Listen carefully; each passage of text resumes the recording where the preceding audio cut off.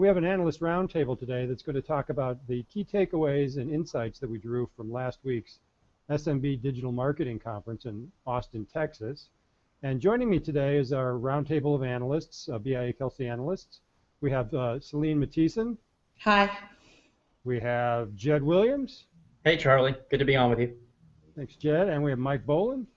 Hi, Charlie. And we have Warren Kay. So we have a team of BI Kelsey analysts today. And each of us are going to offer just a very brief takeaway, what we drew from last week's event. We had almost roughly 500 people from all aspects of the local digital media industry on hand. A really top-notch list of speakers covering a wide range of topics. So there's a lot to cover here. We want to just give you a flavor of what we really saw and felt at that event. So we're going to start out with you, Jed. What was your big takeaway? Well, I mean, Charlie, there are obviously a lot of things. One of the panels that I moderated in Austin at the conference was around content marketing for SMBs. And there's this old adage, it's really kind of a cliche at this point, content is king, or maybe content is becoming king again rather than distribution or certain other things for SMBs. But I think it begs the question, what kind of content? What kind of content really works well for a small, medium business? Is it content being created and distributed through a platform or through a publisher? That was, I think, really the big debate we had on stage. We had a couple of platforms in Yext and Signpost. We had a couple of publishers in the Dallas Morning News and also Advanced Digital. And there's this real search for what a scalable but also effective and high-quality content solution looks like for a small, medium business based on the profile of the business, their business objectives, what business vertical they may be in. There are lots of questions about what good quality content looks like. Can you create it in sort of a factory or commoditized model through a platform and distribute it that way? Does it really need to be bespoke, custom content where you have more of an agency managed service? That was really the debate, the two polls that we looked at. You're seeing a lot of versions of this, a lot of them driven by marketing automation that may be somewhere in between.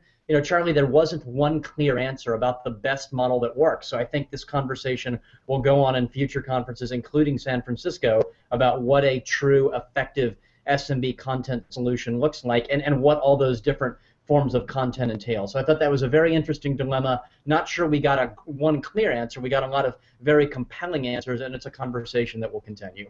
Yeah, the one thing that strikes me is that no one's solved the idea of how do you maintain authenticity when you're trying to achieve scale. I think that's still an unsolved issue, though there seemed to be some discussion around sort of combining that level of automation with a certain level of authenticity where it's almost like a force multiplier of automation against a small amount of authentic, real content. And do you think that's sort of the direction? Yeah, I think that could be right. That could be the balance, right? I mean, I think a lot of what we talked about was if you do full marketing automation, you're stripping away brand or business voice at some level, and there's real concern about that. And if you're doing fully managed content, then there's a question about whether how involved the brand is there, and can that be replicated by a managed agency service. So you look at somebody like Yext, it's still do it yourself, it's still DIY at the end of the day, so that the brand or small business maintains a measure of control. But will they really log in, and what kind of content will they create? Will they engage with that dashboard consistently? And if they don't, they might churn. So that then begs, a solution like Signpost or HubSpot or somebody like that, which wants to come in with marketing automation to prevent the churn problem, to create sort of more forced engagement by having fresher content. But then there's a question of how authentic the brand voice is at the end of the day. So I think you'll see more of sort of partially managed services, do it with me, those sorts of phrases. I think those sorts of ideas that are a combination of these two poles will probably become more in vogue. Okay, Warren, let's turn to you. A lot of discussion around sales transformation. I'm interested in some of your takeaways around those topics. Yeah, absolutely. So I hosted a great panel on Thursday with some sales leaders within our industry that I thought, in a lot of ways, put a definitive point of view in my mind, and I think in a lot of the attendees' minds, around the future of sales and the importance around sales transformation. We are moving, and if not, have already arrived at a phase where sales is a science. It is not an art. For so long, the answer when a head of a company, a CEO or a CMO would ask a head of sales how their pipeline looked, the answer would typically involve specific accounts. And that's not a way to manage a pipeline. That's not a way to manage a sales force. what I heard from Mark Roberge and what I thought a lot of the attendees benefited from was understanding how you can really add science to managing a sales force, how you can quantify the behaviors of a salesperson, feed that back into the hiring principles and into your HR team, look forward into the types of customers that you sell, and really have a data-driven sales organization that will enable the head of a sales team as well as the head of a company to be much more organized and much more disciplined and much more comfortable with the forecast and with their expectations of what their sales team should perform. Okay. So I learned a lot from the panel and from the three panelists that were up on stage. I also had the benefit of talking to a lot of the attendees in more casual setting, and it was really striking to me at how committed everyone is around developing a kind of what I would consider to be a lead to revenue model that is fully trackable and that you can optimize based on 8, 10, 12 different metrics. Yeah. One of the things that struck me is across the whole conference, there's a lot of pieces of conventional wisdom that were being challenged, and I think one of them was the idea that you need a large deployed sales force, to tackle the SMB market. And I think one of the interesting takeaways is that maybe this new model that you're talking about, particularly the way, sort of bridging the conversation back to content marketing, using that as a way of sort of driving leads, and sort of the idea that you don't need necessarily the enormous sales organization that maybe people think that you do, if it's done in sort of the scientific way that you're talking about. Yeah, and I would say at the top of that list is this, we're no longer accepting this notion of 80-20, that 80% of your revenue comes from 20% of your sales team. Well, then get rid of the other 80%. Right. And historically, it's been hard to track who that 20% is and what they're producing and why they're producing it. And if you move into a data-driven model, it's much easier to understand why certain salespeople are being successful and how you can go and emulate that. Right. And in the past, I remember talking to and being a part of sales organizations that would just accept the fact that they had a couple of very successful salespeople, top performers, delivering a majority of their revenue, and then everyone else was just kind of hanging out. Right. Companies can't afford that anymore. It's way too expensive. Right. Customers don't want to deal with that 80% of the unproductive and sales reps that lack knowledge. And data is the way to figure out who's selling and who's not, and focus on giving the resources to those who are. All right, great. Moving on, Celine, you led an interesting session that no one else on this roundtable attended, which was a women's-only forum, sort of looking at the role of women in this digital media industry. Can you give us a sense of what happened there and what some of the takeaways? Well, yeah, Charlie. I mean, just a reminder, there's 8.3 million women-owned small businesses in the U.S. So at a small business conference, why not?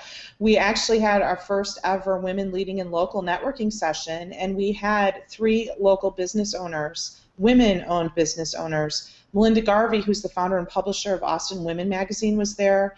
Sherry Jenkinson, who is a coach and change agent for women in technology and runs her own consulting firm called Ipsity Consulting in Austin. And Maya Kermeth, who also came from the digital world. She actually was an executive at AT&T and now owns her own local small business. And the 3 of them were able to talk about what it's like to be a woman entrepreneur in today's world, the challenges, and they offered advice to all of our women that attended. We had over 70 women that are normal attendees of the BIA Kelsey conference that were there. And we had just a casual roundtable discussion with the 3 of them, and they stayed around afterwards for networking and to talk some more about their experiences. All right. And is this something that will be an ongoing thing at future events? Yeah, actually, it is going to be ongoing. We're going to have it at every conference that BIA Kelsey does, and the programming is going to be a little different, but it's definitely going to be women-focused and for women only.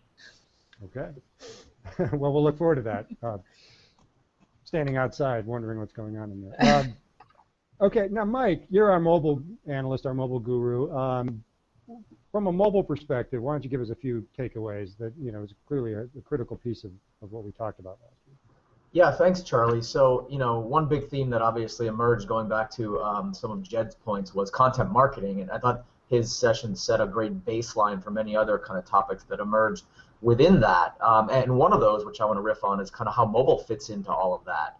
And that really comes down to a question of, whether or not SMBs should engage in content marketing. And the answer in some cases is that they don't really have a choice. And what I mean by that is that, mobile and social media together have kind of democratized the capture and distribution of content to a degree that SMBs, content marketing as we're calling it, is being done not necessarily by them but by their customers, whether they like it or not. And that, includes things like Yelp reviews or Foursquare check-ins and tips, and those things aren't necessarily new, but one thing, really kind of happening now with mobile is that you have smartphone penetration now at about 63% in the US, and capabilities that are reaching levels that everyone is capturing and sharing content. The iPhone 5S camera just announced, actually during our conference, has reached really professional levels in terms of image quality. So more and more, this content capture and social sharing is happening within the context of SMB venues. For example, restaurants are prime fodder for foodies to capture their experiences in more and more robust ways. And that's just not, the traditional pictures on Food Spotting or Yelp, but things like Vine and Instagram video. Facebook just announced that 1/5 of all time spent with mobile is now on a combination of Facebook proper and on Instagram, which is, of course, a property they own. So really, to kind of close the loop on that it's a massive opportunity or a threat for SMBs whose content marketing is essentially being done for them, for better or worse, by their users. So really the question is, how is that harnessed by either the small business or an agency working on their behalf? Okay, great. Okay, well, that's a good sort of smattering of takeaways from a very diverse and very rich conference that we had last week. And we're going to be doing it all again in December in San Francisco and at our conference there in just a few months. And we look forward to seeing everyone there.